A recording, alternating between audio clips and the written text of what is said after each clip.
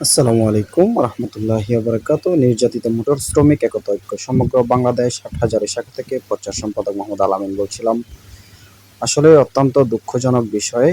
যতটুকু ইনফরমেশন পেলাম, গাড়িটি ফটিকছড়ি হাজারীখিল থেকে গাড়িটি টান দেওয়া হয়েছে। কি কারণবশত বা কেন সেটা জানি না।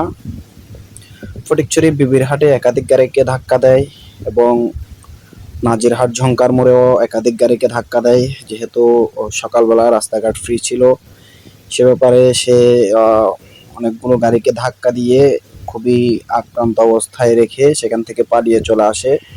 কিন্তু দুর্ভাগ্যবশত গাড়িটি হাটহাজারী বাজারের মাঝখানে গাড়িটিকে পাবলিক আটক করে। অবশ্যই আমি তখন রানিংয়ে ছিলাম ফটিকছড়ি নাজিরহাটে। যখন উনি গাড়ি ধাক্কা দিয়ে চলে আসে, আমাদের একটা সিএনজি গাড়িকেও ধাক্কা দেয়। সেখান থেকে আমাকে ফোন করা হয় যে ভাই এরকম এরকম একটা গাড়ি আমাদেরকে ধাক্কা দিয়ে চলে গেছে। তো অবশ্যই পরবর্তীতে আর খবর নিলাম। খবর নিতে এক পর্যায়ে শুনলাম বলতে আমি যখন হাটহাজারিতে আসি তখন দেখলাম যে হাটহাজারি বাজারের মাঝখানে গাড়িটিকে আটক করে সাধারণ পাবলিক এভাবে ভাঙচুর করতেছে। আসলে এত দামি একটা গাড়ি ভাই, আপনি যা কিছু হয়েছে হয়ে গেছে, কিন্তু আসলে আপনি একটা গাড়িকে ধাক্কা দিয়েছেন বা দুইটা গাড়িকে ধাক্কা দিয়েছেন, আপনি ওখানে দাঁড়িয়ে কথা বলতে পারতেন, যে কোনো একটা সমাধান তো করা যাইতো। কিন্তু আপনি যেভাবে বেপরোয়াভাবে চলে আসছেন, আপনি রাস্তায় আর কাকে কোথায় কিভাবে কি করছেন আল্লাহ ভালো জানে। কিন্তু আমার মনে হয় না যে কখনোই কোনো চালক ভাই এরকম করাটা উচিত। আপনি দুর্ঘটনা ঘটাইছেন, আপনি ওখানে সিলিন্ডার করেন, আপনি জানান যে ভাই আমার এই অপরাধের, আমার এই ভুলের কারণে বা এই অসুবিধার কারণে আমার এই ঘটনাটা ঘটে গেছে, এখন আমি কি করতে পারি। এটা একটা কমপক্ষে 30-35 লাখ টাকার গাড়ি, 30-35 লাখ টাকা 40 লাখ টাকার একটা গাড়ি যিনি ক্রয় করতে পারছেন, ওনার দ্বারা কি এক একটা দুর্ঘটনা সমাধা করা কি সম্ভব না? কিন্তু আসলে আমরা চালকরাই অনেক সময় বেপরোয়া ভাবে গাড়ি চালাই, ভুলবশত হয়ে যায়, অনেক সময় শয়তানের দোষে পড়েও হয়ে যায়।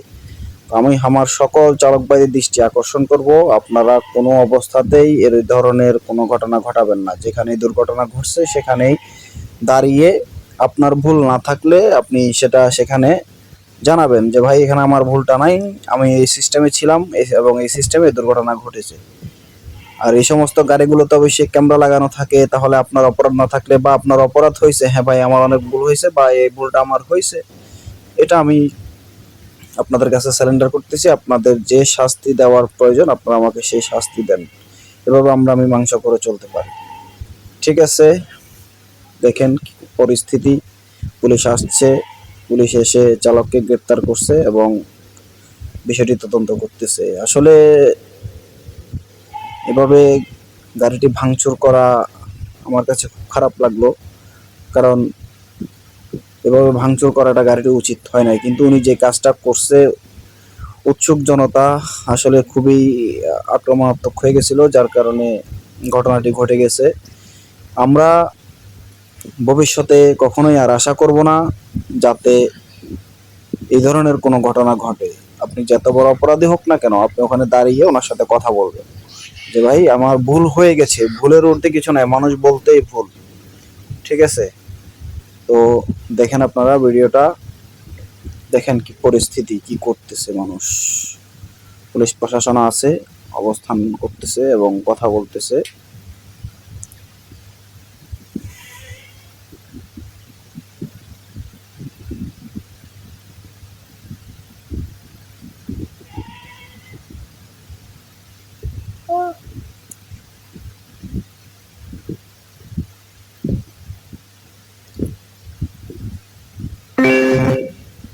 আসলে ভাই যেখানে যাই হোক না কেন, দোষটা চালকের উপরেই পড়ে। তাহলে আমরা যারা গাড়ি চালাচ্ছি অবশ্যই দেখে শুনে গাড়ি চালাবো।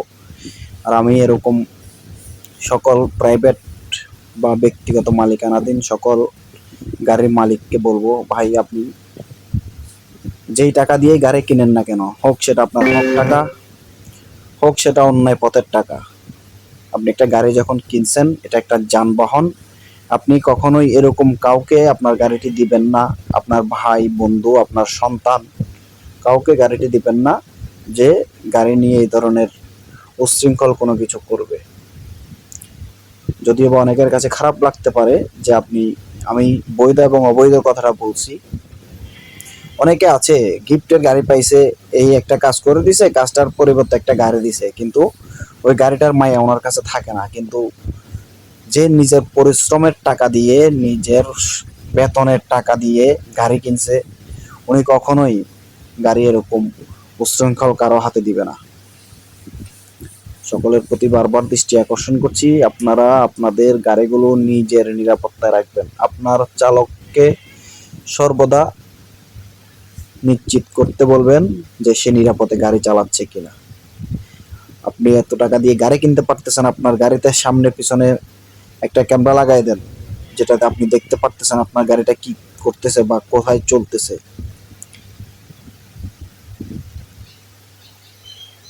এই সকল গাড়িগুলোতে অবশ্যই ক্যামেরা লাগানো দরকার।